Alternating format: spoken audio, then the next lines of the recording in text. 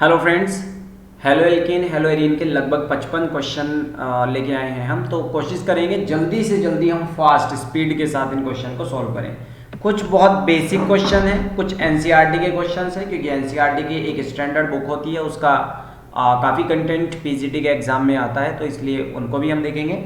और कुछ थोड़े से टिपिकल क्वेश्चन हैं। पहला क्वेश्चन हम बिल्कुल बेसिक से शुरू कर रहे हैं। Which of the following is the most reactive toward SN1 reaction. आपको पता है SN1 में टर्सरी मोर रिएक्टिव होता है देन सेकेंडरी देन प्राइमरी। तो इन सभी में जो टर्सरी जो है वो ये वाला है, ठीक है ना। C6H5 C के साथ नीचे CH3 लगा हुआ है C6H5Br, ठीक है ना। तो जब आप इस मिड वाले कार्बन को देखेंगे तो इसी पर क्या है, ये टर्सरी ग्रुप लगा हुआ है C6H5। ये जो कार्बन है इसके साथ एक CH3 है और आगे C6H5 है, और यहाँ पर ही क्या माना जाएगा, ब्रोमीन माना जाएगा, ठीक है। तो ये टर्सरी है। कुछ तो बहुत बेसिक से क्वेश्चन है। The correct order of the increasing reactivity of carbon hydrogen bond towards nucleophilic reaction.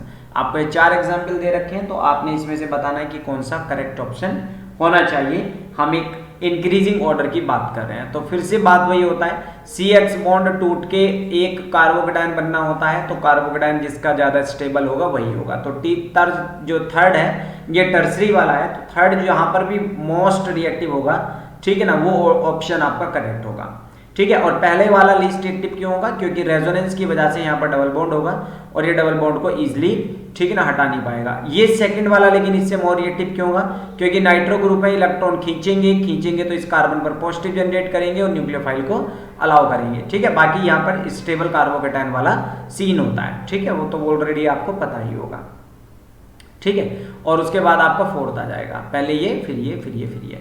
Next हम डिस्कस करते हैं, मैं फास्ट में कराऊंगा क्योंकि ये सब बातें आपको पता ही होगी। आप देखिए तीसरा क्वेश्चन है कि मेटाजाइलिन का स्ट्रक्चर अगर आपको पता हो तो बड़ी अच्छी बात आ जाए। मेटाजाइलिन क्या होता है? Metaxylene reacts with bromine in the presence of FeBr3, what are the products formed. तो मेटाजाइलिन आपका क्या होता है, ये आपका मेटाजाइलिन है। मेटा पोजीशन पर 2 मिथाइल ग्रुप आपके मेटाजाइलिन है। जब हम इसकी रिएक्शन ब्रोमीन के साथ कराएंगे और FeBr3 की प्रेजेंस में करवाएंगे तो FeBr3 जो होता है वो आपका इलेक्ट्रोफाइल है, तो इलेक्ट्रोफिलिक अटैक होगा। तो एक तो ये पोजीशन ऑर्थो पर मोस्ट सुटेबल भी हो जाती है, क्योंकि ये भी ऑर्थो डायरेक्टिंग ग्रुप है, ये भी ऑर्थो डायरेक्टिंग ग्रुप है।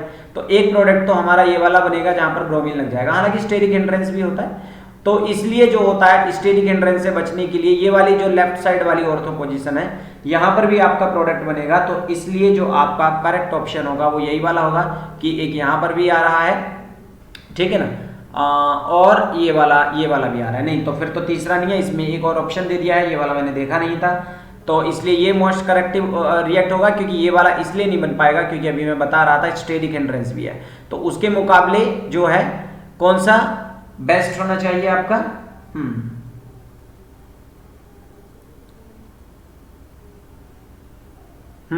बताइए ना फिर। तो क्योंकि ये दोनों एक ही चीज हो गए ना, ये दोनों क्या है, एक ही चीज है, तो यही होगा, ठीक है ना। मोस्ट स्टेबल तो ये दोनों एक ही चीज है। देखिए इधर से ये दोनों एक दूसरे के मेटा पोजीशन पर है, तो यहां पर ग्रुप लगाओ आप या यहां पर लगाओ वो बात एक ही हो जाती है। तो स्टेरिक हिंड्रेंस की वजह से ये नहीं बनेगा, तो सी में दोनों बातें एक ही हैं, तो इसीलिए बस यही मोस्ट अप्रोप्रिएट आंसर होगा, ठीक है ना। समझ में आ गया ना, स्टेरिक हिंड्रेंस की वजह से ये पोजीशन हिंडर्ड हो जाएगी, यहाँ पर ये प्रोडक्ट नहीं बनेगा, तो इसलिए ये वाला क्वेश्चन इंपॉर्टेंट माना जाता है। और दूसरा ये फिर वही आ गया स्टेरिक हिंड्रेंस वाला, ठीक है ना। स्टेरिक हिंड्रेंस का संभव होगा नहीं, ये वाला हम मान के चलेंगे नहीं। ये बन सकता है, ऐसे ये बन सकता है, लेकिन स्टेरिक हिंड्रेंस का ये नहीं बनेगा।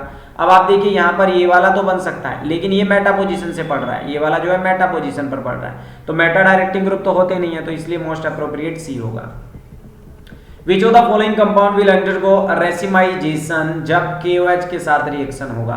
तो आपने बताना है इनमें से कौन रेसिमाइजेशन रिएक्शन में जाएगा। देखिए रेसिमाइजेशन रिएक्शन जो होता है वो होता है जिसमें सबसे ज्यादा रिएक्टिव कौन होता है, जो सबसे ज्यादा मतलब टर्सरी वाला जो होगा, टर्सरी वाला क्या करेगा, अपनी हैलोजन को हटाकर एक कार्बोकेटायन बनाएगा और इस कार्बोकेटायन पर फ्रंट साइड अटैक होगा, तो जो कॉन्फ़िगरेशन इसकी होगी वही कॉन्फ़िगरेशन प्रोडक्ट की होगी। लेकिन अगर बैक साइड अटैक हो गया तो कॉन्फ़िगरेशन उलट जाएगी। तो इस जो कार्बोकेटायन में दोनों ही पॉसिबिलिटी होती है, क्योंकि ट्राइगोनल प्लेनर होता है, फ्रंट साइड और बैक साइड अटैक दोनों हो सकते हैं, इसलिए रेसिमाइजेशन बनेगा। और वो मुझे चौथा कार्बन वो स्टेबल कार्बोकेटायन दिख रहा है, बाकी किसी में नहीं दिख रहा है, तो इसलिए इसका डी ऑप्शन जो होगा वो करेक्ट होगा। सिर्फ एक ही है। और दूसरी बात ये कायरल है, दूसरी बात ये क्या है, कायरल है। आप इसको चेक करो, ये कायरल नहीं है, ये कायरल नहीं है, ये कायरल नहीं है, तो एटलीस्ट जो हाँ इसमें एक है, लेकिन यहाँ से हाइड्रोजन है, यहाँ तो हेलोजन है नहीं, तो ये वाला तो जनरली वैसे कायरल और रेसिमाइजेशन देगा नहीं। तो इसमें हेलोजन वहां पर लगा हुआ है, जो कार्बन कायरल है, तो इसी में ही हम रेसिमाइजेशन बना सकते हैं। यहाँ पर तो जो कॉन्फ़िगरेशन होगा वही रहेगा, इसलिए थर्ड भी ऑप्शन करेक्ट नहीं होगा। ठीक है, और थर्ड वैसे अलोंग अकेला दिया हुआ नहीं है, चौथे के साथ दिया हुआ है, तो ये ऑप्शन हो सकता था एक, लेकिन बात वही है, हेलोजन तो यहाँ से जाएगा, कार्बोकेटायन तो इस पे बनेगा, तो इस पर अटैक देखना फ्रंट साइड होगा या बैक साइड होगा, तो ये रेसिमिक कार्बन है नहीं, सॉरी ऑप्टिकल एक्टिव कार्बन है नहीं, तो इसलिए ये वाला ऑप्शन तो बिल्कुल गलत हो गया। क्वेश्चन नंबर 5 की अगर हम बात करें कि the reaction C6H5CH this is double bond, ठीक है ना, CH3 विद HBr, तो जब HBr के साथ रिएक्शन होगा तो एक बहुत सिंपल सी बात है कि जो आपका ये वाला कार्बन है, ये देखो, ये हाइड्रोजन जो होगा HBr का जो हाइड्रोजन है वो यहाँ आएगा, तो यहाँ पर कार्बोकेटायन इसलिए स्टेबल होगा क्योंकि बेंजाइल ग्रुप से जुड़ा हुआ है, तो ये वाला कार्बोकेटायन बहुत स्टेबल होगा, बजाय कि मैं बॉन्ड को यहाँ भेज के यहाँ पर कार्बोकेटायन बनाऊं। हालांकि सेकेंडरी कार्बोकेटायन ये भी है, लेकिन रेजोनेंस की वजह से ज्यादा स्टेबल होगा, तो यहाँ पॉजिटिव आएगा तो यहाँ पर ब्रोमीन आके जुड़ जाएगा, तो इसलिए जो आपका जो करेक्ट आंसर होगा दैट विल बी द कौन सा, सी, पांचवी का आंसर हो जाएगा आपका सी। ठीक है, फास्ट करा रहा हूं मैं, बहुत तेजी से करा रहा हूं क्योंकि मुझे बहुत सारे क्वेश्चन कराने होते हैं। CH3 CH2 CH2 Br, तो इसलिए अगर जब फास्ट कराते हैं तो थोड़ा बहुत बताने में, ठीक है ना, एक दो बातें गलत होने के बहुत रेयर चांसेस है, बट हो सकते हैं, मैं ह्यूमन बीइंग है, लेकिन आंसर सही होगा। CH3 CH2 CH2 Br और NaCN के साथ जब रिएक्शन हो रहा है तो NaCN बन रहा है। ये कह रहा है कि ये जो रिएक्शन फास्टर होगी, कौन से सॉल्वेंट में फास्टर होगी वो आपको बताना है। ठीक है, तो दरअसल ये जो आपके हेलोजेंस होते हैं, एल्काइल हैलाइड होते हैं, हम इनको नॉन पोलर मान के चलते हैं। कैसे मान के चलते हैं, नॉन पोलर मान के चलते हैं। तो ये नॉन पोलर सॉल्वेंट होते हैं, ठीक है ना, कौन से होते हैं, नॉन पोलर सॉल्वेंट होते हैं, तो उसमें ये फेवर्ड होता है, ये वाला रिएक्शंस जो होता है। तो नॉन पोलर सॉल्वेंट जो है आपका वो कौन सा है, NN डाइमेथाइल फॉर्मल्डिहाइड जो होता है non polar, methanol alcohol water सब पोलर है, तो यही ओड दिख रहा है हमें, तो इसलिए नॉन पोलर सॉल्वेंट में जो हेलोएल्केन की रिएक्शन है वो फेवरेबल होती है नॉन पोलर, जैसे प्रीडिन ले लेते हैं हम, कार्बन टेट्राक्लोराइड ले लेते हैं, ठीक है ना, तो वो हमारे लिए क्या होते हैं, नॉन पोलर, यानी कि ऑर्गेनिक सॉल्वेंट में ये इजिली हो जाते हैं, और वो भी नॉन पोलर वाले में। सातवां क्वेश्चन है कि हमने मेटाब्रोमो एनिसोल होता है OCH3 की NaNH2 के साथ रिएक्शन करा रहे हैं, तो आपको बताना है कि इसमें क्या प्रोडक्ट बनेगा। तो जब NaNH2 के साथ कराएंगे, ये एक अच्छी रिएक्शन है, जब आप एनिसोल की रिएक्शन, एनिसोल कौन सी पोजीशन पर, इसके ब्रोमीन है, मेटा पोजीशन पर ब्रोमीन है, जब हम NaNH2 सोडा एमाइड के साथ रिएक्शन कराते हैं, तो ये सोडा एमाइड क्या करता है कि यहाँ से NH2 ग्रुप आता है, और क्योंकि ये दोनों ऑर्थो डायरेक्टिंग होंगे, तो यहाँ से क्या करता है, ये इलेक्ट्रॉन को पुल कर लेता है, और यहाँ जो इस पोजीशन पर है नेगेटिव चार्ज आ जाता है। तो ये थोड़ी सी एक इंटरेस्टिंग रिएक्शन है, यहाँ पर आपका ये नेगेटिव चार्ज आ जाएगा, ठीक है ना, बाकी आपका जो डबल बॉन्ड की पोजीशन है दैट विल रिमेन सेम। अब जब यहाँ पर अटैक आएगा तो फिर से क्या आएगा, फिर से क्या आ जाएगा, NH3, और यू कैन से NaNH2 आ जाएगा, NH2 आ जाएगा। आपने बेंजाइन मैकेनिज्म शायद पढ़ा भी होगा, तो बेंजाइन मैकेनिज्म के हिसाब से जब ये रिएक्शन अटैक करेगी तो क्या प्रोडक्ट बनेगा, सब्स्टिट्यूशन रिएक्शन होता है, बेंजाइन मैकेनिज्म से होता है। जब आपको पता होगा कि ये मतलब ये बॉन्ड यहाँ पर मान के चलो, आप इस तरह से पोजीशन पे मान के चलो, ये बॉन्ड यहाँ आ जाता है, ब्रोमीन निकल के चला जाता है, तो अभी जो बन जाएगा ये आपका बेंजाइन बन जाएगा। देखिए ये आपका ट्रिपल बॉन्ड आ जाएगा, ठीक है ना, OCH3 ऐसे ही रहेगा, ये बॉन्ड ऐसे रहेंगे, तो ये जो बेंजाइन बना है, अब यहाँ पर जो NH2 ग्रुप है वो यहाँ कर अटैक करेगा, बॉन्ड वापिस चला जाएगा और यहाँ हाइड्रोजन आ जाएगा। तो ब्रोमीन की जगह जो होगा वो NH2 आता है, NaNH2 की प्रेजेंस में, याद रखना ये हमेशा एक बेंजाइन मैकेनिज्म को जन्म देता है और NH2 ग्रुप को वहां पर जोड़ता है, इसलिए जो आपका जो प्रोडक्ट बनेगा वो इस रिएक्शन में D बनेगा, ठीक है ना। बेंजाइन मैकेनिज्म से सब्स्टिट्यूशन होता है, बेंजाइन मैकेनिज्म से सब्स्टिट्यूशन होता है। ये बेंजाइन तो बन गए आपके 3 बॉन्ड जो आ गए, इसको बेंजाइन बोलते हैं, ठीक है। तो थोड़ा सा मैं फास्ट जरूर हूं साथियों, थोड़ा मैनेज करना। ये कह रहे हैं कि die halogen derivative X of the hydrocarbon with 3, अच्छा ये भी है जो आपको PDF फाइल होगी, आप टेलीग्राम चैनल का जो लिंक है देखो वो डिस्क्रिप्शन में दे रखा है, तो उस लिंक उस टेलीग्राम चैनल में इसका मैं सोल्ड PDF भी है, तो वो मैं आपको डाल दूंगा। और दूसरा आपको कोई मॉक टेस्ट सीरीज उत्तराखंड से रिलेटेड चाहिए एग्जाम से, ठीक है, तो वो आप इस नंबर पे कांटेक्ट कर सकते हैं। 185 रुपीज़ में हमने स्टडी मटेरियल और मॉक टेस्ट सीरीज इस तरह के क्वेश्चन के आंसर पीडीएफ की फॉर्म में भी दे रहे हैं, तो इस नंबर पे आप व्हाट्सएप कर दें, ठीक है। डाई हेलोजन डेरिवेटिव और अभी नवोदय की एनबीएस की केवीएस की वैकेंसी आने वाली है। लगभग 254 के करीब वैकेंसी नोटिफाई हुई है केवीएस में, या 234 से समथिंग इतना है, देखिए केमिस्ट्री में। तो इतनी वैकेंसी केमिस्ट्री की नोटिफाई हो चुकी है। नोटिफाई इन द सेंस कि जैसे केवीएस जो होता है हर साल बताता है, स्कूल वालों से वैकेंसी मंगवाता है कि भाई आपके स्कूल में कौन कौन सी वैकेंसी हो गई है। तो इसके हिसाब से जो रिपोर्ट गई है उसके हिसाब से बताया जा रहा है अभी तक 254 है। तो उम्मीद है कि इस महीने के लास्ट तक या अगले महीने जो होगा आपका केवी का क्या होगा, हालांकि अभी तो नहीं आएगा, उसके लिए पहले वो अपना एग्जाम भी कंडक्ट कराते हैं, तो लेकिन वो सीटेट वगैरह अपेयर को भी मान सकते हैं इसमें। तो उम्मीद है जल्दी से जल्दी आपकी पीजीटी और टीजीटी की वैकेंसी इसमें आने वाली है केवीएस की, तो ये अपनी तैयारी शुरू कर देना। वो बाकी की डिटेल जानकारी मैं अपनी टेलीग्राम चैनल में दे दूंगा, वहां से जुड़ जाइए। एक डाई हेलोजन कंपाउंड है, एक्स है, और उसके 3 कार्बन एटम जो होते हैं उसमें 3 कार्बन एटम है, और वो KOH के साथ रिएक्शन करके एक हाइड्रोकार्बन बना रहा है जो रेड प्रेसिपिटेट बना रहा है, ठीक है ना। कब? जब Cu2 Cl2 के साथ रिएक्शन होती है। और X जो है एल्डिहाइड भी बनाता है जब उसकी KOH के साथ रिएक्शन होती है। तो आपको बताना है कि वो X क्या हो सकता है। देखिए, जब ये बड़ी इंटरेस्टिंग बात है, X क्या करेगा, ध्यान से समझो। X एल्डिहाइड बनाएगा जब KOH के साथ रिएक्शन है, और वो भी एक्वस के साथ है, तो एक्वस KOH तो हेलोजन को रिप्लेस करने का काम करता है। तो इसका मतलब 3 कार्बन जो वाला वो कंपाउंड जो है उसमें पक्का पहले वाले कार्बन पर 2 हेलोजन होंगे, क्योंकि जब आप उसकी KOH के साथ रिएक्शन करोगे तो एक कार्बन पर 2 OH आ जाएंगे, और जो कि एक कार्बन पर 2 OH स्टेबल नहीं होते। अच्छा, आप मुझे कोई ऐसा कंपाउंड बता सकते हो जिसमें एक कार्बन पर 2 क्या 3 OH भी स्टेबल हो सकते हैं? एक ऐसा कंपाउंड है, आप मुझे कमेंट करके बताएंगे। तो जब ये स्टेबल नहीं होंगे तो यहाँ से वाटर निकल के चला जाएगा और ये आपका एल्डिहाइड बन जाएगा, ठीक है ना, CH3 CH2 CHO। तो वो एल्डिहाइड मतलब वो कंपाउंड क्या है हमारे पास, X क्या हो सकता है? एक तो ये हो सकता है 1,1, ठीक है ना, 1,1 डाइक्लोरोप्रोपेन हो सकता है। लेकिन अब इसने एक बात बताई कि भैया ये CuCl2 के साथ आपका CuCl2 के साथ क्या बना रहा है, प्रेसिपिटेट क्यों दे रहा है, प्रेसिपिटेट, रेड प्रेसिपिटेट वो क्यों दे रहा है? तो पहले जरा समझो, उसने डायरेक्ट नहीं दिए, जब उसने KOH के साथ रिएक्शन की अल्कोहलिक के साथ तब बनाया। तो अल्कोहलिक KOH समझिए, यहाँ पर मैं यहाँ पर बता देता हूँ। तो अल्कोहलिक KOH के साथ एक ही पॉसिबिलिटी है, जब वो आपका CuCl2 के साथ प्रेसिपिटेट देगा, अल्कोहलिक KOH क्या करेगा, OH अपना लेके आएगा, और वो OH क्या करेगा, यहाँ से अटैक करेगा और इस H पर इस क्लोरीन को चलता करेगा, फिर एक और OH अटैक करेगा तो ट्रिपल बॉन्ड आ जाएगा। तो अब एक बात याद रखना, जो टर्मिनल एल्काइन होती हैं वही CuCl2 के साथ इस H को हटाकर क्या देती हैं, इस H को हटाकर क्या लगा देती है, कॉपर लगा देती है। एक बात तो आप याद रखेंगे, कॉपर 1 पॉजिटिव। ना केवल CuCl2 के साथ silver nitrate AgNH3 whole twice OH के साथ भी, मतलब अमोनिकल सिल्वर नाइट्रेट ऐसे लिख देते हैं उसको, AgNH3 होल ट्वाइस, और बाहर NO3 या NO2 ग्रुप लगा देते हैं, ठीक है, या OH लगा देते हैं। तो यहाँ से सिल्वर आ जाएगा तो व्हाइट प्रेसिपिटेट बनेंगे, कॉपर आ रहा है तो रेड बनेंगे, तो इसलिए X जो है वो आपका D ही है। तो ये टर्मिनल एल्काइन को आइडेंटिफाई करने में भी यूज होता है। मतलब जैसे मैं कह दूं ब्यूट 2 आइन और ब्यूट 1 आइन में अंतर बताओ, तो ब्यूट 1 आइन इस टेस्ट को देगा, ब्यूट 2 आइन नहीं देगा, क्योंकि उसमें हाइड्रोजन नहीं होंगे। Synthesis of alkyl fluoride is best accompanied by, देखिए एल्काइल हैलाइड जो है ये सारे फ्रेंकलस्टीन रिएक्शन है, फ्री रेडिकल फ्लोरिनेशन है, स्वाट रिएक्शन है, सैंडमेयर रिएक्शन है, सब में क्या आता है, हैलाइड बनता है, ठीक है। लेकिन वो कह रहा है कि इनमें बेस्ट मेथड कौन सा है वो आपको बताना है। तो स्वाट रिएक्शन जो है वो बेस्ट मेथड है।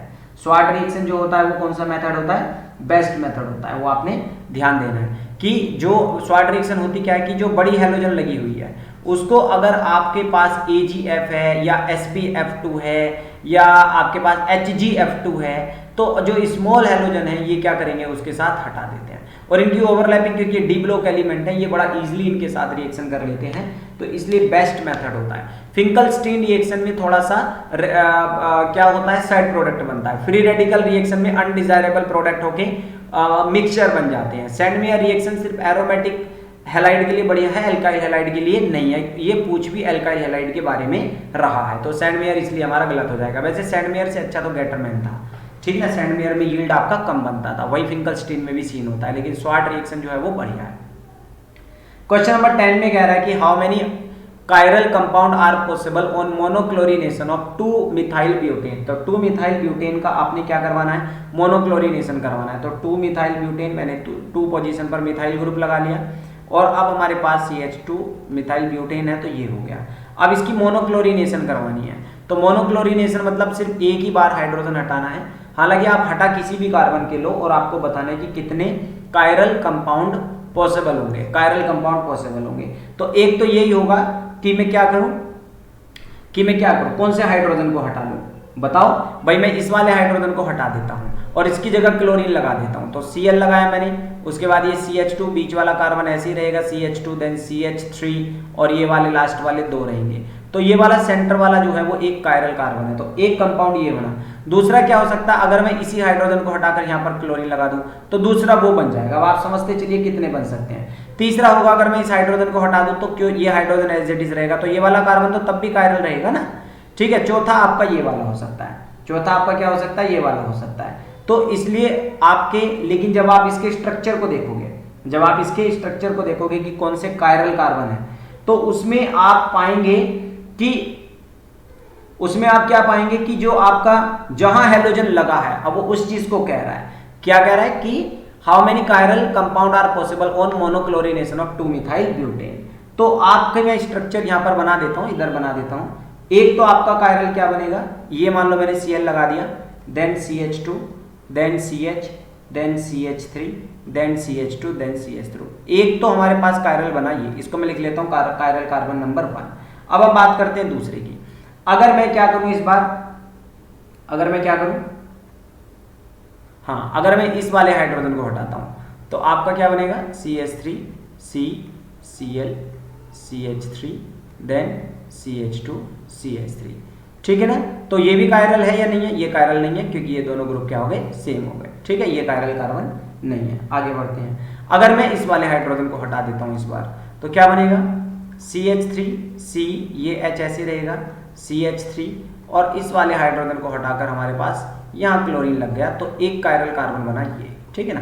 और अगर आप इसको हटाओगे इस वाले को, तो 2 हाइड्रोजन एक से रहेंगे, तो वो भी नहीं बन पाएगा, सिर्फ 2 बन पाए, एक तो ये बन पाए और एक आपका ये वाला बन पाया, ठीक है। तो इसलिए 2 will be the correct answer. सारी जगह अगले क्वेश्चन की तो इसी ने घेर ली। Increasing order of the reactivity towards SN1 reaction, बच्चों वाली बात है, मैं थोड़ा सा स्पीड में चलूंगा। तो आपको पता ही होगा कि जब हम रिएक्टिविटी की बात कर रहे हैं SN1 के केस में, तो मोर रिएक्टिव कौन होगा वो आपको पता ही है, ठीक है ना। हाँ, तो इन दोनों में आप देख के बताएंगे कि विच शुड रिएक्ट फास्टर।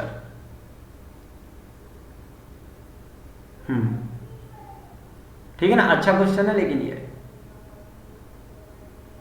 चलिए नेक्स्ट, ये मैंने आपको छोड़ दिया। SN1 की बात कर रहे हैं तो आपको पता ही है tertiary is more reactive than secondary than primary, और उसमें भी आपका थर्ड वाला क्या हो जाएगा, क्योंकि इसके अंदर बेंजाइल ग्रुप है, C6H4 ग्रुप है, ठीक है। तो उसके हिसाब से आप कर लोगे। अरे ये इसका मतलब क्या हो गया, ये CH2Cl है और इसके पैरा पोजीशन पर जो है OCH3 ग्रुप है। तो जब ये यहाँ से इलेक्ट्रॉन जाएंगे, इस पे पॉजिटिव चार्ज आएगा, तो ये रेजोनेंस के द्वारा भी इसको स्टेबल करेगा, तो that will be the more reactive. तो इसलिए तीसरा ऑप्शन सही है, तो B will be the correct answer. Which of the following compound in the increasing order of their density के बारे में बताना। देखो अच्छा क्वेश्चन है डेंसिटी के बारे में। तो इसमें आप याद रखेंगे higher the molecular weight, higher molecular weight higher will be the density, ठीक है ना। Higher the molecular weight higher will be the density. तो हायर मोलिकुलर वेट किसका होगा भैया, जल्दी से बताओ। हायर मोलिकुलर वेट किसका होगा, जिसके अंदर ज्यादा हैलोजन होंगे। चौथे वाले का होगा क्योंकि बेंजीन तो सब में बराबर है। उसके बाद तीसरा होगा, उसके बाद दूसरा होगा, उसके बाद पहला होगा। तो इसलिए आपका ये ऑप्शन करेक्ट हो जाएगा। डेंसिटी पूछ रहा था, ठीक है। इस रिएक्शन में आपको बताना है कि ए क्या होगा, ए क्या होगा। अब HCl के साथ रिएक्शन करा रहे हो, कोई ऐसा तो टिपिकल क्वेश्चन है नहीं कि भाई सिंपल सी बात है, क्लोरीन यहाँ पर जाएगा और मार्कोनिकोव रूल लग जाएगा, क्लोरीन यहाँ चला जाएगा, ठीक है ना। सी करेक्ट आंसर हो जाएगा, तो इसमें तो कोई टफ बात है नहीं। Which of the carbon atom present in the molecule given below are asymmetric. तो सिंपल सी बात है, ये भी कोई नई बात नहीं है। इन चार में से कौन सा कार्बन क्या है आपका एसिमेट्रिक है, एक कायरल कार्बन है, वो तो आपको पता ही होगा, ठीक है। तो कौन कौन से हैं, एक तो कार्बन नंबर सेकंड है क्योंकि इसमें सारे ग्रुप हैं, और थर्ड भी ग्रुप है, ये तो माना नहीं आता 3 बॉन्ड वाला, ठीक है ना, ये माना जाएगा। तो उसके बाद which of the following compound will give the racemic mixture on nucleophilic substitution by OH। तो फिर से वही क्वेश्चन आ गया इस तरह का कि कौन सा आपका सब्स्टिट्यूशन रिएक्शन देगा। तो फिर से वही बात है, रेसिविंग मिक्सचर वही देगा जो आपका मोर क्या होगा हाँ मोर क्या होगा, स्टेबल होगा। रेसिविंग मिक्सचर तो वही देगा ना, ठीक है। अब ये तो देगा नहीं, क्यों नहीं देगा, आप कहोगे तो जो टर्सरी है, ये भी नहीं देगा, ये भी नहीं देगा, मैं कह रहा हूं ये देगा। अब आप मुझे कमेंट करके बताना क्यों। आप तो कहोगे ये तो टर्सरी है, टर्सरी वाले में back side front side attack हो सकता है, लेकिन मैं कह रहा हूँ ये नहीं देगा टर्सरी होने के बाद भी। आप सोचना क्यों नहीं देगा। अब ये तो ठहरा प्राइमरी, तो प्राइमरी पे तो बैक साइड अटैक हो गए तो इन्वर्जन देगा, ठीक है। तो only A is the correct answer, so A है। अब आप जरा इसको सोचना क्यों, हालांकि मैं पहले बता चुका हूँ। विच of the following correct increasing order of the boiling point of the following compound. तो बॉइलिंग पॉइंट सिंपल सी बात है, वो किस पे डिपेंड करता है, मॉलिक्यूलर वेट पे। तो इसलिए इसका आंसर क्या हो जाएगा, जिसमें ब्रोमोबेंजीन है, ठीक है ना, इसमें भी ब्यूटेन है, इसमें प्रोपेन है, इसमें इथेन है। तो जैसे जैसे सरफेस एरिया बढ़ेगा, ठीक है ना, वैसे वैसे बॉइलिंग पॉइंट भी क्या होता है, बढ़ता है। Consider the following reaction, consider the following reaction and answer the questions. तो आपके सामने ये एक रिएक्शन है, इसके बेस पे आपको कुछ इसके आंसर देने हैं, ठीक है ना। तो आपके पास ये है, आप इसमें ध्यान से देखिए, OH आया और इसने एक ट्रांजिशन स्टेट बनाई, क्योंकि यहाँ पर 5 बॉन्ड दिख रहे हैं। फिर क्लोरीन चला गया, फिर क्लोरीन क्या हुआ और ये H पलट के यहाँ पर आ गया। तो इसमें आपको आंसर देने हैं, which of the following statement are correct about the following reaction. देखिए एनसीईआरटी का एक क्वेश्चन है, तो एनसीईआरटी के क्वेश्चन इस तरह के हो जाते हैं। हालांकि क्वेश्चन आंसर है, लेकिन टाइम कंज्यूमिंग होता है, इसलिए इसको फटाफट करेंगे। फर्स्ट और फिफ्थ बोथ आर न्यूक्लियोफाइल, ठीक है ना। एक तो ये वाला फर्स्ट, उसके बाद ये सेकंड है, ये वाला थर्ड है, ये वाला फोर्थ है और ये वाला फिफ्थ है। क्लोरीन निगेटिव है, तो वो क्या सही बात कर रहा है, बिल्कुल सही बात कर रहा है। जिसपे निगेटिव चार्ज होता है वो तो न्यूक्लियोफाइल होता ही होता है, तो ये वाली बात सही है। Third reaction, carbon atom is sp3 hybrid. तो जब आप इस कार्बन की बात करोगे तो क्या ये sp3 हाइब्रिड होगा, तो ये वाली बात सही है कि नहीं है, सोचो।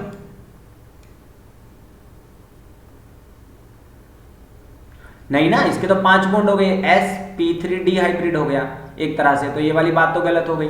In third carbon is sp2 hybrid, ये अच्छी बात है। देखो अब क्यों है, क्योंकि जब एक ट्रांजिशन स्टेट बनती है, यहाँ ट्रांजिशन स्टेट नहीं बना है इसलिए sp3d जैसा लग रहा है, वो दरअसल ट्राइगोनल प्लेनर होता है, क्योंकि एक बॉन्ड ना तो पूरी तरह से बना होता है ना पूरी तरह से टूटा हुआ होता है, तो उसको हम कंसिडर नहीं करते। सिर्फ 3 बॉन्ड है, 3 बॉन्ड का मतलब sp2 होता है, तो इसलिए ये वाली बात सही है, ये sp3 वाली क्या थी, गलत थी। परमानेंट बनते तो sp3d, हालांकि sp3d कार्बन के लिए संभव होता नहीं है। तो पहला और पांचवा बोथ आर इलेक्ट्रोफाइल, तो देखिए पहला ये है और पांचवा ये इलेक्ट्रोफाइल तो है नहीं, है तो न्यूक्लियोफाइल है, तो ये वाली बात भी गलत है। Consider the following reaction and answer the question. 21 से 23 नहीं है, ये तो अलग हो गया हमारा, तो अच्छा तो सेम क्वेश्चन रिपीट हो गया। Answer the following reaction and answer the, ये तो चलिए छोड़िए, let's mean the questions are, let me check question are changed और नॉट। हाँ या दिस क्वेश्चन इज डिफरेंट। कह रहे which of the following statement are correct about the reaction. Same again देखिए एनसीईआरटी का एग्जाम्पलर प्रॉब्लम है ये। Given compound react follow SN2 mechanism. देखिए आप यहाँ पर साफ देखिए, ये फ्रंट साइड अटैक कर रहा है, ठीक है ना, फ्रंट साइड अटैक कर रहा है, क्लोरीन की जगह OH जा रहा है। तो ये कह रहा है कि क्या ये SN2 मैकेनिज्म है, क्या ये SN2 मैकेनिज्म है, सोच के बोलो कि क्या ये SN2 मैकेनिज्म है।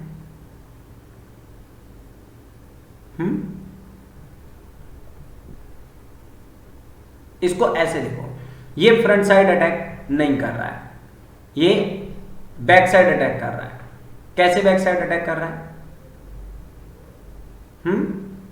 इसका जवाब मुझे कमेंट बॉक्स में दो, मैं पढ़ रहा हूं अभी आपके कमेंट।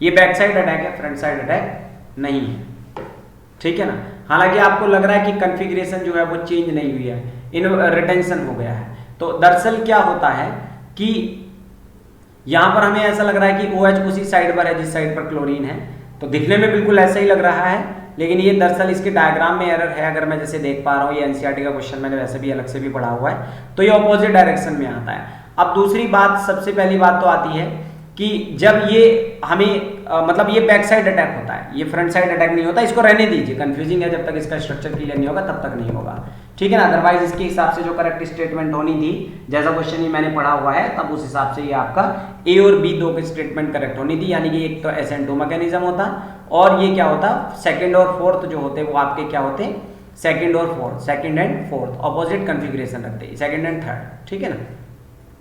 और SN1 मैकेनिज्म से नहीं बना था। खैर फिलहाल वो अभी ये इसमें बैठेगा नहीं, फिट नहीं बैठेगा।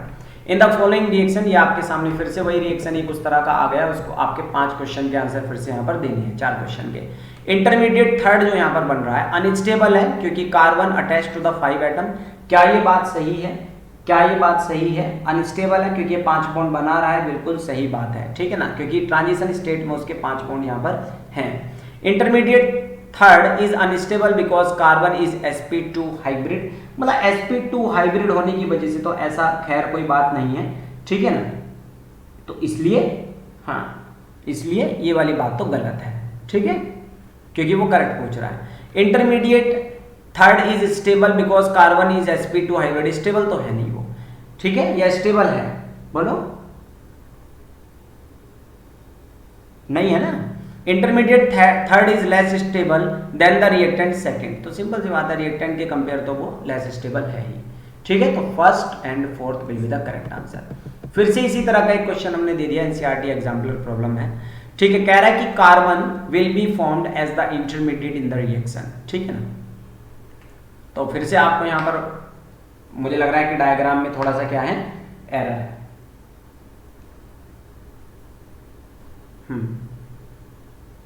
नहीं, ये ठीक है।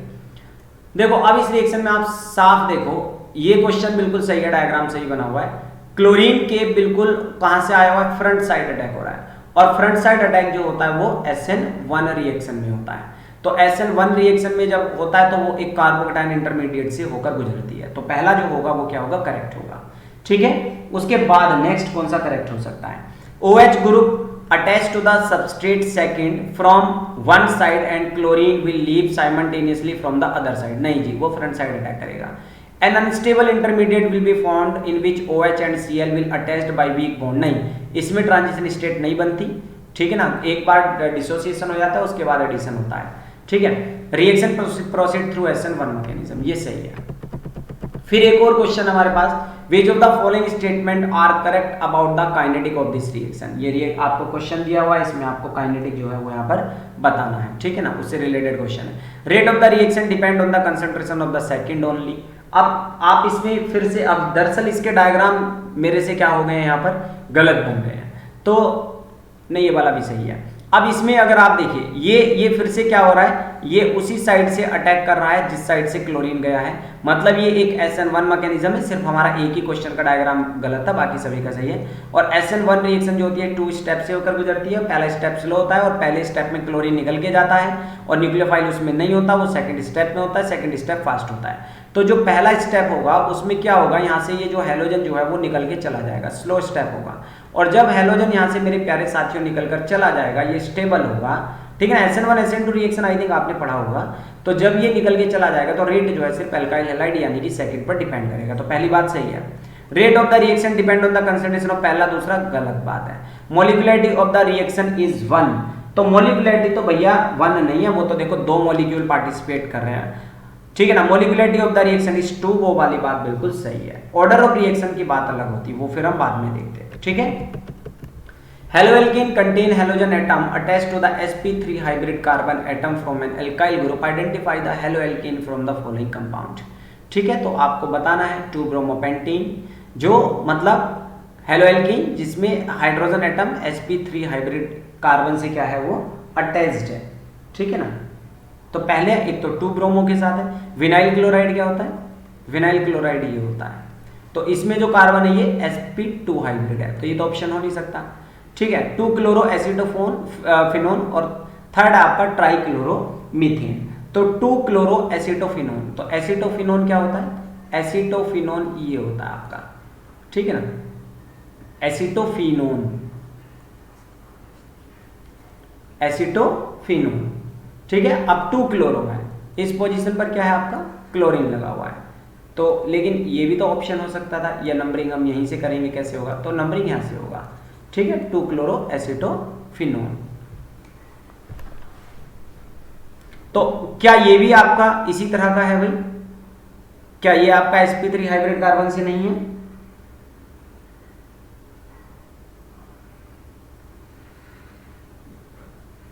ये देखो आप, ये भी तो sp3 हाइब्रिड कार्बन से अटैच हो गए ना। पहला नंबर ये, दूसरा नंबर ये, 2 क्लोरो एसिटोफिनोन। बेंजोफिनोन होता तो बेंजीन होता, ठीक है ना।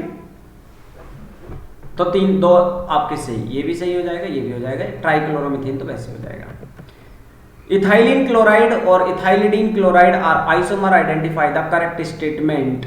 तो इथाइलिन क्लोराइड, एक तो क्या है आपके पास इथाइलिन क्लोराइड, और दूसरा क्या है आपके पास, दूसरा क्या है इथाइलिडीन क्लोराइड, वो आइसोमर है। Both are the compound from same product on treatment with alcoholic KOH। तो देख लेते हैं इथाइलिन क्लोराइड क्या होता है। वो होता है आपका सिंपल क्लोराइड, इथाइलिन, ठीक है ना, क्लोराइड हो गया। और जब आप अल्कोहलिक KOH के साथ रिएक्शन कराओगे तो एक सिंपल सी एल्कीन देगा, जो कि होगा आपका ये वाला, ठीक है ना। अब उसके बाद आगे क्या कह रहा है, इथाइलिडीन क्लोराइड, वो आपका डाइक्लोराइड है, इथाइलिडीन, ठीक है ना, क्लोराइड। और जब आप इसकी रिएक्शन कराओगे अल्कोहलिक KOH के साथ, बस इसके नाम में था, जिसको नाम समझ में आता होगा उसके लिए कोई इशू नहीं है, तब ये आपका क्या बना देगा एल्काइन। एक बार तो H यहाँ से जाएगा Cl को निकालने के लिए, एक H ऊपर से आएगा Cl को निकालने के लिए, तो CH ट्रिपल बॉन्ड CH आपका यहाँ पर फॉर्म हो जाएगा, ठीक है।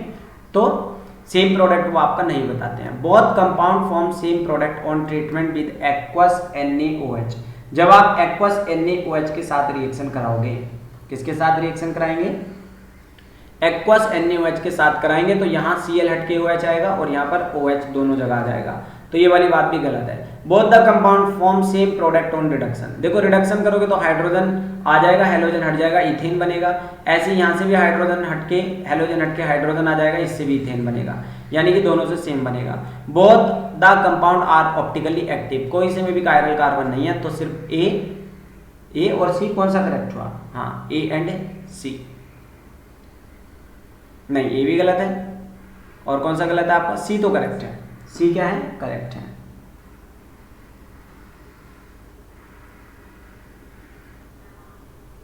पहले मैं पढ़ लेता हूं, इथाइलिन क्लोराइड, इसमें माफ करना चाहती हूँ, इसमें 2 क्लोरीन होते हैं एक कार्बन पर, इथाइलिडीन तभी बनेगा, नहीं तो इथाइल क्लोरीन हो जाएगा।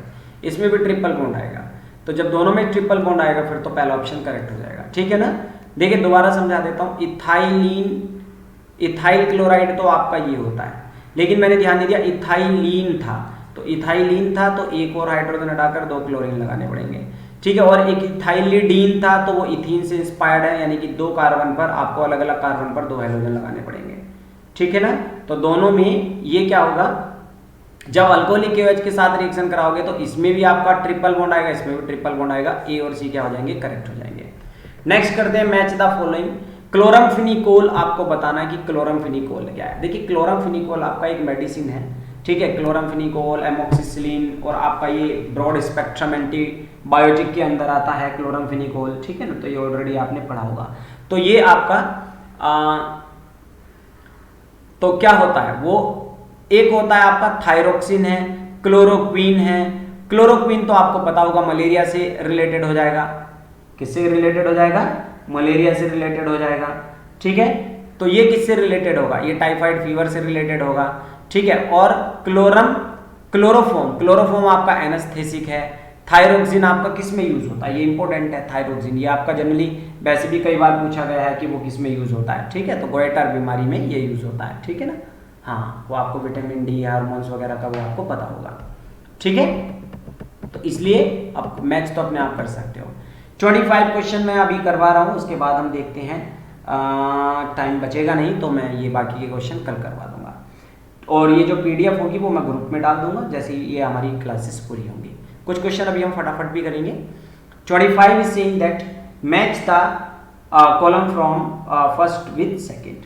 तो पहला क्या होएगा, SN1 रिएक्शन में हमेशा रेसिमिक मिक्सचर बनता है। केमिकल इन फायर एक्सटिंग्विशर जो होता है वो आपका कौन होता है, क्या है, आपको याद होगा, जल्दी बताइए। यस, ठीक है, क्लोरोब्रोमोकार्बन, जैसे CF2Cl2 वगैरह होते हैं, एक्सटेंसर वगैरह में यूज होते हैं, ठीक है ना। ब्रोमिनेशन ऑफ एल्कीन, हाँ तो वो क्या होता है, विसिनल डाइब्रोमाइड आपका यहां पर बनेगा। और एल्काइलिडीन हैलाइड क्या है, एल्काइलिडीन हैलाइड क्या है, यस, जेमिनल डाइहैलाइड को बोलते हैं। जेमिनल डाइहैलाइड का मतलब क्या होता है, अभी जो मैं आपको बता रहा था, एल्काइलिडीन, मतलब इस तरह से जो होता है। ठीक है, ये तो सॉरी क्या हो गया, जेमिनल। और विसिनल क्या होता है, जब दो बराबर वाले कार्बन पर आता है, ऐसे इस तरह से। ठीक है, elimination of HX from alkyl halide, E आपका बच गया, ई जो होगा वो आपका स्टैटजेफ रूल से रिलेट कर जाएगा। ठीक है, मैच द फॉलोइंग, अब ये फिर से मैच करने के लिए है, मैं थोड़ा I will try to reduce the size. Yes, तो यहाँ पर आपकी जो रिएक्शन हो रही है, ये कौन सी कैटेगरी में इस रिएक्शन को रखना चाहेंगे? बिल्कुल सही बात है, हाँ बोलो कौन सी इसमें आप इसको रखना चाहेंगे? इलेक्ट्रोफिलिक एरोमेटिक सब्स्टिट्यूशन रिएक्शन में रख दोगे। पहले को किससे मैच कर दोगे आप? सेकंड से कर लोगे, मुझे लगता है आप स्क्रीनशॉट ले लें इसको फटाफट से, कोई टफ बात नहीं है। बैटरी डाउन हो गया, लैपटॉप मैंने चार्जिंग पे नहीं लगाया था। अजर्सन रीजन टाइप के क्वेश्चन है, आप एक बार अजर्सन रीजन की स्टेटमेंट पढ़िए, तब तक मैं इसको चार्जिंग पे लगा लेता हूँ। ठीक है, और आप मुझे इसका एकदम से कमेंट करके बता दीजिए।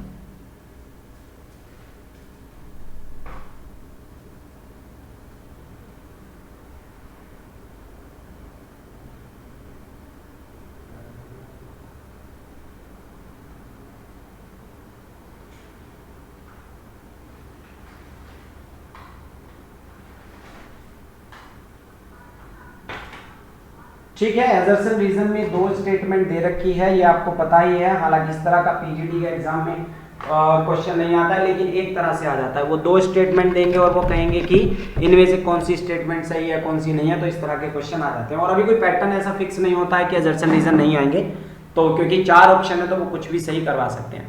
ठीक है, अजर्सन और रीजन दोनों सही होंगे तो ए लगाना है। ठीक है ना, और अगर अजर्सन और रीजन दोनों गलत है तो बी लगाएंगे, अजर्सन करेक्ट है लेकिन रीजन गलत है तो वो लगाएंगे सी लगाएंगे। फिलहाल आप बस समझिए, KCN reacts with methyl chloride to give methyl isocyanide. देखिए जैसे CH3Cl है, और अगर मैं इसकी रिएक्शन केसीएन के साथ करवाऊंगा तो सीधा सीधा रिएक्शन जो है वो साइनाइड बनाएगा। लेकिन बस अगर मैं इसकी रिएक्शन AgCN के साथ कराता तब मेरे पास आइसोसाइनाइड बनता, NC बनता। ठीक है ना, क्योंकि साइनाइड जो होता है वो आपका एम्बिडिएंट न्यूक्लियोफाइल है, ये कार्बन के साथ भी रिएक्ट कर सकता है, नाइट्रोजन के साथ भी रिएक्ट कर सकता है। यहाँ तो ये आयनिक कंपाउंड होता है KCN, तो कहता है चलो भैया जब कार्बन फ्री है तो कार्बन कार्बन बॉन्ड मजबूत होगा। AgCN जो होता है आपका कोवलेंट होता है, और कोवलेंट होने की वजह से कार्बन फ्री नहीं है, सिर्फ नाइट्रोजन का लोन पेयर फ्री है, तो इसके साथ सिर्फ नाइट्रोजन अटैक कर पाता है, तब क्लोरीन जाता है, फिर Ag के साथ तब NC बनता है। तो याद रखेंगे सिल्वर के जो कंपाउंड होते हैं कोवलेंट होते हैं, तो उसमें नाइट्रोजन वाली साइड जुड़ती है।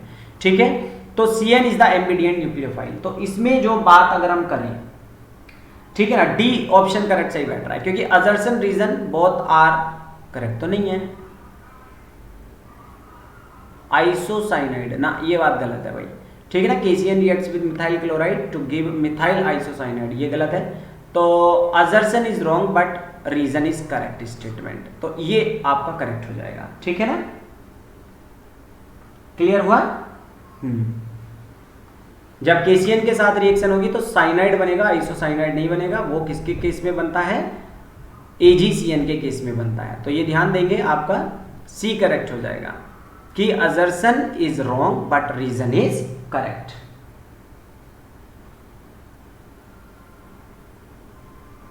Next, in the following question is statement of the assertion same है। अब आपको बस क्या करना है, इसमें बताना है।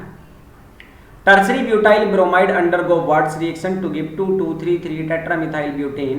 तो टर्सरी ब्यूटाइल ब्रोमाइड, तो टर्सरी ब्यूटाइल ब्रोमाइड क्या हो जाएगा? 4 कार्बन है टोटल, 4 कार्बन है, और ये आपका ब्रोमीन के साथ है।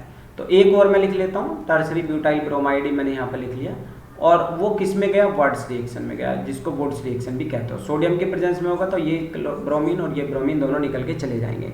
तो और आप जब यहाँ से काउंटिंग करेंगे तो ये बन जाएगा आपका, इनके बीच में बॉन्ड बन जाएगा, इन दोनों के बीच में क्या बन जाएगा? बॉन्ड। तो 2,2,3,3 डाइमिथाइल ब्यूटेन जो है वो आपका बन जाएगा। तो पहली बात तो बिल्कुल सही है। वो कह रहा है कि वर्ड्स रिएक्शन में अल्काइल हैलाइड जो रिएक्ट करते हैं सोडियम के प्रेजेंस में, वो हाइड्रोकार्बन बनाते हैं containing A double the number of present in the halide. जितने हैलाइड में कार्बन होते हैं उनका डबल बनाते हैं। तो ये वाली बात जो है वो इसकी सही है, तो इसलिए इसका आंसर जो होगा वो क्या होगा? ठीक है ना, यस, ए हो जाएगा, दोनों करेक्ट हो जाएंगे। Assertion and reason both are correct and reason is the correct explanation. चलिए फिर आज के लिए बस इतना ही बहुत है, लंबी वीडियो हो जाएगी। बाकी के जितने क्वेश्चंस नीचे दिए हुए हैं ये हम बाद में कर लेंगे। कुछ अच्छे क्वेश्चन हैं, टिपिकल क्वेश्चन है, ठीक है।